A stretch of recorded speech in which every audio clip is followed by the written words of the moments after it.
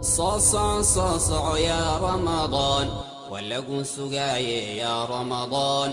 صاصع يا رمضان ولقوا سقاي يا رمضان. مرحب يا رمضان ويا مرحبا بك يا رمضان. مرحب يا رمضان ويا مرحبا بك يا رمضان. صلاة قيامك سجود الله بشي صدقاتك يا رمضان.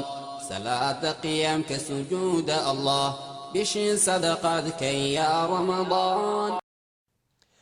بسم الله الرحمن الرحيم. الحمد لله رب العالمين والعاقبة للمتقين ولا عدوان إلا على الظالمين، وأشهد أن لا إله إلا الله وحده لا شريك له، وأشهد أن محمدا عبده ورسوله. أما بعد أيها الإخوة والأخوات meel kastoo aad adduunka ka joogtaanba assalaamu calaykum waraxmat ullaahi wabarakaatuh. kusoo dhowaada barnaamijkeennii daawada soonka.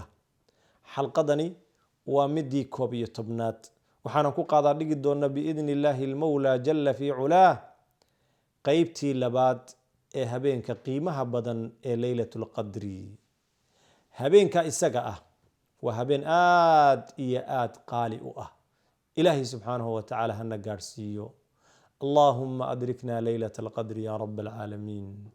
اللهم بلغنا رمضان وأدركنا ليلة القدر. اللهم وفقنا لما تحبه وترضى. اللهم إنك عفو تحب العفو فاعف عنا. أيها الأحبة في الله، حلقة ينكو يتبنات وحينكو إيجي دونا ما حكمة إخفائها. هبين كان إساقا إن لقريو xigmadda ku jirta maxay tahay? sidaynu wada ognahay habeenkaasi habeen la og yahay oo la yaqaano ma aha. habeenna aad loogu malaynayo way jiraan. nabigana sala allahu calayhi wasalam isagoo doonaya inuu asxaabtiisa u sheego ayay laba nin isqoonsadeen oo ay maaragtay dagaalameen. dabadeedna waa la hilmaansiiyey nabigu, wuxuuna yidhi waxaan u soo baxay inaan idiin sheego habeenka isaga ah hebel iyo hebel ayaa markaasi isqoomay oo dagaalamay. waa lay ilowsiiyey buu yidhi nabigu sala allahu calayhi wasalam. muranka iyo in maaragtay afka laga dagaalamo, adinka laga dagaalamo, khayr fara badan ayuu tagsiinayaa. dadka inuu boggooda ilaahay burcad isu mariyo, quluubtooduna ay maaragtay isu dumantana waxaa lagu hela awoodda ilaahay. yadullaahi maca aljamaaca. quluubtaa isqaabishay ee is ogolaatay naxariista ilaahay iyo raxmadda ayaa lagu mutaa. khayrkaas qiimaha badan hadda waxaan ku weynay laba nin oo maaragtay arrinkaasi u dhex maray. in marka habeenkaa la qariyo xigmad baa ku jirta. xadiidkii cibaadata ibnu saamit radia allahu canhu wa ardaah ee hadda aynu sheegaynay ayaana noo sheegaya in habeenka isaga ah la qariyey. nabiga wuxuu yidhi sala allahu calayhi wasalam iltamisuuha fi اtaasicati wاsaabicati wاlkhaamisati. sagaalka ka eega, toddobada ka eega, shanta ka eega. shantaa iyo toddobada iyo sagaalkaana way iskhilaafayaan hadday bisha ramadaan ku dhammaato 30 iyo hadday ku dhammaato 29. oo markay 9 maalmood ka hadhay iyo marka ay 7 maalmood ka hadhay iyo marka ay 5 maalmood ka hadhay hadba waxay ku xidhan tahay bishu inta ay ku dhammaanayso. xadiidka isaga ah musannaf ibn abi shayba ayuu ku sugan yahay. marka in la qariyo xikmadda ku jirta maxay tahay? ahlu cilmigu waxay sheegeen dhowr arrimood. dhowrka arrimood marka waxaa weeye si allah subxaanahu wa tacaala uu u kala ogaado qofka saadiqa ah ee cibaadada ilaahay iyo soonka iyo qiyaamku qofka ay dhab ka tahay, tacdiiman lilaahi caza wajal, alla weynayn ay ka tahay, iyo qofka uun iga rid ay ka tahay, ayaa la kala ogaanayaa. waxaa kaloo ku jirto xikmadda ku jirta ay tahay haddii dadkoo dhan loo wada sheegi lahaa dadka habaara iyo dadka maaragtay lagu salliday ayaa markaasi ka faa'iidaysan lahaa oo muslimiinta habaari lahaa, inkaari lahaa, dhibaatooyin badan samayn lahaa. sidaa daraaddeed ayaa loo qariyey. waxay kaloo ahlu cilmigu ay yidhaahdeen arrimo kale. khayrkana asal ahaan in loogu dadaalo darajaad saraa lagu mutaa.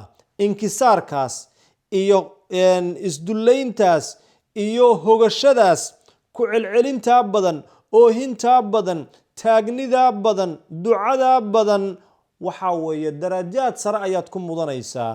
marka rabbi subxaanahu wa tacaala in arrimaha lagu jiro habeenno dhowr ah ayuu nala jeclaaday. xikmadda ku jirtana allahu aclam inay taa tahay bay u badan tahay.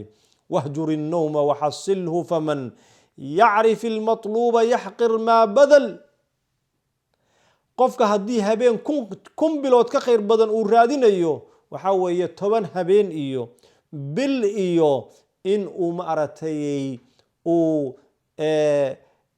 yidhaahdo maaragtay habeenkaasi waa la qariyey oo meelaan ka doono garan maayo. 30 maalmoodba waad dadaali kartaa haddaad og tahay wax aad rabto. haddii aad og tahay habeenkaasi inuu ka khayr badan yahay kana qiimo badan yahay 80 iyo dhowr sano. waxaa kale oo muslimiinta qarinta laga qariyay habeenkaasi xikmadeeda ka mid ah in ajirka iyo thawaabka lagu badiyo sida aan sheegnay.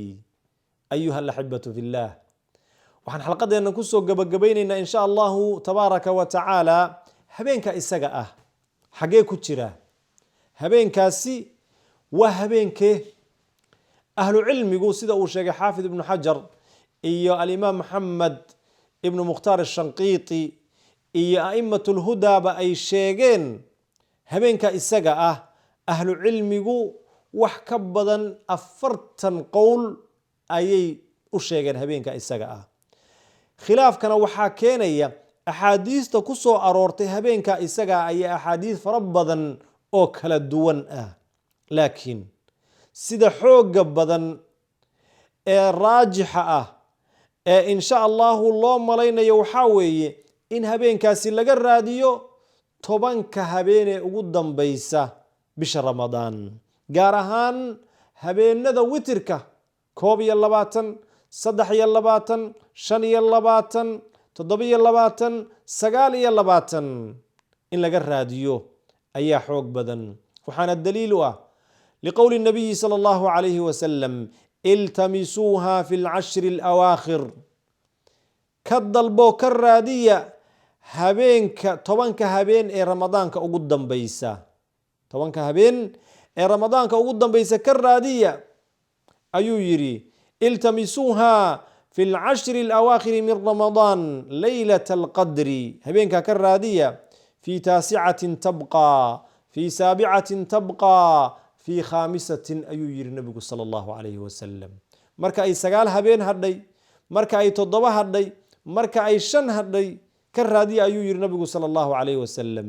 sidaan soo sheegnayna waxaa weeye 29 markay ku dhammaanayso bishu iyo markay 30 ku dhammaanayso magacyadaa la sheegay way iskhilaafayaan. marka 10ka dambe in lagu dadaalo ayaa wanaagsan. sidaa daraaddeed nabigu sal allahu calayh wasalam raadin uu habeenkaa raadinayo daraaddeed ayuu 10ka dambeba ictikaafi jiray. sanadkii ugu dambaysayna nabiga sala allahu calayhi wasalam 20 habeen buuba ictikaafayba. marka waa raadin la raadinaya habeenkaas iyo dadaal lagu dadaalaya habeenkaas sidii looga faa'iidaysan lahaa weeye. allahuma adrikna laylata alqadri ya rab alcaalamiin. ayuha alaxibatu fillah, xalqadeeni 11aadna intaasi ayay ku eg tahay. alxamdu lilah alladii binicmati tatimu الصaalixaat. intaynu ka gaari doonno xalqada 12aad waxaan idinkaga tegayaa bixifdi illaahi wa ricaayatih. wassalaamu calaykum waraxmat ullaahi wabarakaatu. رمضان قد أهل بالصيام وأطل مسعدا أهلا وخلا ليته في كل حين. رمضان قد أهل بالصيام